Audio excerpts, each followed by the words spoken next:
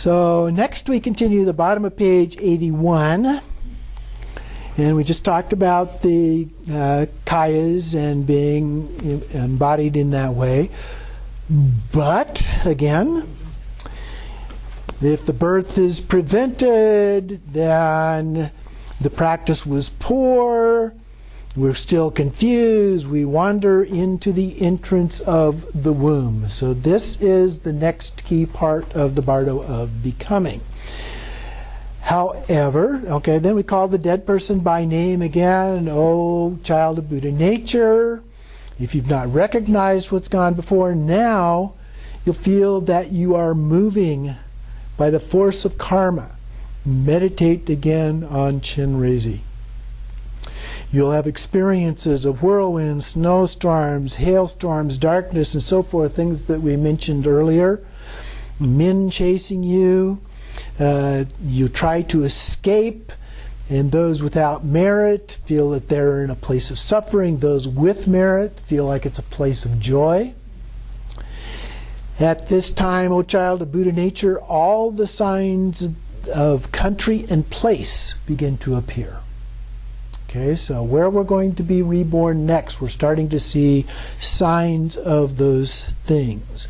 O child of Buddha nature, calling again by name, clearly visualize your yidam and having no real nature. It's like an illusion. There is no specific yidam. If you have no specific yidam, again, use Chenrezi and just visualize him as clearly as you can. The yidam will then disappear from the outside in into luminosity emptiness without any thoughts. So then if that happens, the womb will not be entered. So that blocks the entrance to the womb. That's the first way. But if this doesn't stop you and you're about to enter, then repeat the verse at the bottom of the page. Now when the Bardo of becoming dawns upon me, I will concentrate my mind one-pointedly and strive to prolong the results of good karma. Close the womb entrance and think of resistance. This is the time when perseverance and pure thought are needed. Abandon jealousy and meditate on the Guru with his consort. So you say those words clearly and aloud and arouse your memory. Meditate on their meaning and put it into practice.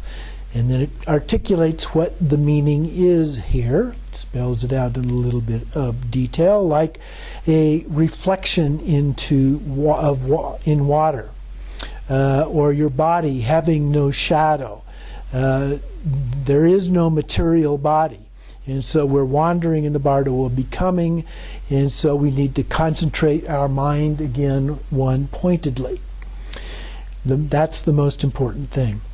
Whatever you concentrate on will come about. So don't think about evil things. Remember the Dharma, the teachings, the transmissions, and so forth that you received previously, and strive to prolong the results of good karma. Don't be distracted. Again, this is the dividing line between going up or going down. Laziness will result in suffering. So concentrate one-pointedly, and you will be happy forever. So then we can close the womb again. It says in the verse there, close the womb entrance and think of resistance. This is a time when perseverance and pure thought are needed. So now it goes through 5 different methods of closing the entrance to the womb. So we had all of these things before, where we could do POA is the first practice. Then we talked about recognizing the clear light, 2 different cycles of that. Then recognizing one of the peaceful Buddhas and their retinues, recognizing the whole family altogether of all of 5 of them, then recognizing the Vajrataras, and then we had the wrathful deities, and then we've gone through all of these other things that we've been talking about. We have had many, many, many opportunities to achieve enlightenment. That, I think, is the good news about this whole thing. Okay, there's lots of opportunities to do this. And most of us have practiced at a level that should give us the opportunity to do this, especially if we're able to let go of the potential fear that might arise. Okay?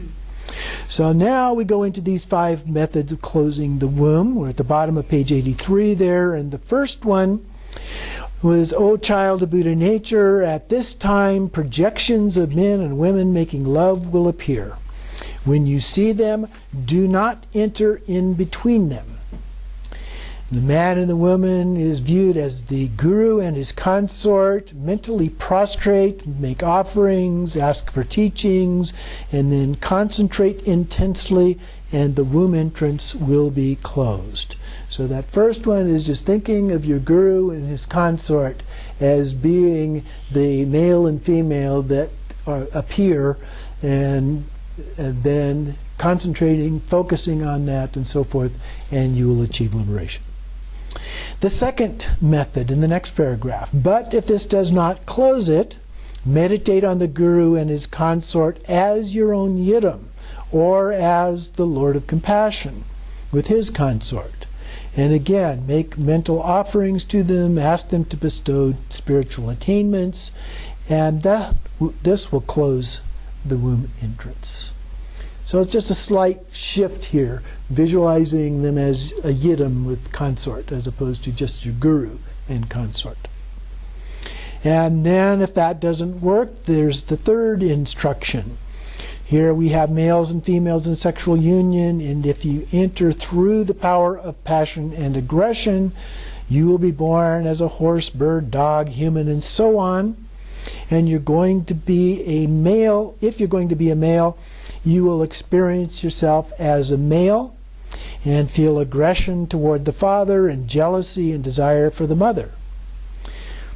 If you are going to be born a female, just the opposite. You will experience yourself as a female and have intense envy and jealousy of the mother and desire and passion for the father.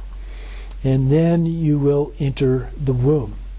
You'll experience bliss, the meeting of the sperm and the ovum together, and then you will lose consciousness and the embryo will begin to grow.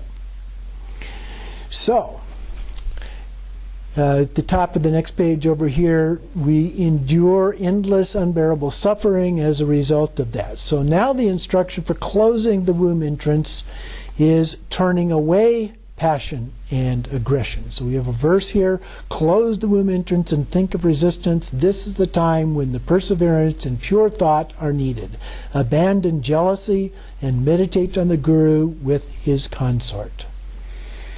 So, O child of Buddha nature, when passion and aggression arise, meditate. And think about the karma, especially related to passion and aggression, and the suffering that you will experience for a long time. So then you think, I will feel no passion and aggression at all, never again. And so concentrate one-pointedly on that, and it will close the womb entrance.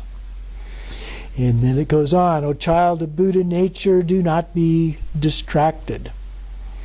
If the womb entrance is not closed, then we meditate and we look at the various projections that happen, the mother, the father, the storm, the thunder, all of those things we've been talking about. Various projections that appear are illusory, like a mirage. They're not permanent, and so forth. So what is the use of desire? What is the use of fear? What good are these things? So this is like a Vipassana type practice. And we go through, there's other questions here. They're all like dreams, like illusions, like echoes, like mirages, like images, like optical illusions, like the moon in water. They are not inherently real. If you understand unreality like this from the bottom of your heart, the womb entrance will certainly be closed. So doing these kinds of practices, these Vipassana type practices, help prepare us not only for the understanding, the wisdom aspect of those practices, but also prepare us for this potential experience in the Bardo. Now hopefully we won't ever get even close to this point, but it's there just in case. But belief in reality is not destroyed. If belief in reality is not destroyed and the womb entrance is not closed, then we continue on. O child of Buddha nature, and here we have the fifth method, meditation on luminosity. All substances are my own mind, and this mind is emptiness, unarisen, and unobstructed. Keep your mind natural and undiluted, self-contained in its own nature, like water poured into water, just as it is, loose, open, relaxed. By letting it rest naturally and loosely, you can be sure that the womb entrance to all four kinds of birth will certainly be closed. And it actually mentioned those a little bit earlier, but I did not go over them. So the four different kinds of birth could result in us being born in a different realm, as well as being born in a human realm. So it is impossible for somebody of high, average, or low capacities not to be liberated by these practices. So it says it is important to persevere in reading this for up to 9 days, and we will attain liberation. If the womb entrance was not closed before, call on the Buddhas and Bodhisattvas for help. Repeat the refuge, and then we call, as reading this, the dead person by name 3 times. O child of Buddha nature, listing their name, listen. The time has come to take a body. Many instructions have been given to close the womb entrance, but now the signs and characteristics of the continent where you're going to be born will appear. So we've passed up our options here. So now we look at the potential continent. So it talks about the eastern continent. A lake with geese and ganders will appear, but do not go there. There is no Dharma. The southern continent, luxurious, beautiful dwellings will appear, and you can enter that if you can. And then the western continent, the southern continent is the continent of the human realm. The western continent then will appear a lake, horses and mares. Again, do not go there because the Dharma does not flourish at that point. Then the northern continent, a lake with cattle or trees, do not enter there. Again, the Dharma does not flourish there. If you're going to be born as a god, you will see temples and so forth, and then you can enter there. Now notice that we've already passed by the human realm at this point, so at that point then it would be okay to go ahead and go into the God realm, but certainly the human realm is the preference. But we go now through each of these other realms. The jealous god realm, beautiful groves, but again, do not enter there. The animal realm, there's rock caves, holes in the ground, straw huts, do not enter there. The hungry ghosts, various tree stumps, black shapes, shallow caves, and black patches, and so forth, do not go there. The hell beings, songs, and so forth. There will be in all of these unbearable suffering, so do not go. And then we can close the womb entrance by thinking of the resistance to that. O child of Buddha nature, even though you wish not to go, you have no power on your own. You are helplessly compelled to go. The Avengers of Karma will pursue you. The darkness, storms, noises, snow and rain, hailstorms, snowstorms, and so forth that we've mentioned previously. And you will escape them and look for refuge. You will find safety in the luxurious houses, the rock shelters, or holes in the ground between the trees and so on. But you will be afraid to come out. You'll become attached. So you will want to take a body, even if it's a bad one, because of the suffering there. You'll visualize, if at this time you visualize Haruka or Hayagriva or Vajrapani or your Yidam if you have one, with a large body and thick limbs, standing in a terrifying attitude of wrath which crushes all evil forces into dust, you will have the power to choose the entrance to the womb. Now this doesn't close the womb, but it gives you the power to make the choice. Okay? O child of Buddha nature, the gods of meditation and so on are born through the power of samadhi. Then there's going to be a group of evil spirits that appear in various forms, and it goes through and describes some of these.